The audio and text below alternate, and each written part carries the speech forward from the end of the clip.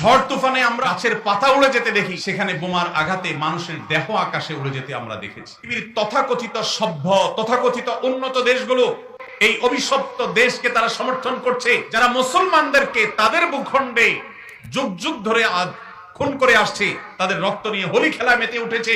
সেখানে মানবতার চিৎকারে, আর্তচিৎকারে আকাশ পাতাল ভারী হয়ে উঠছে।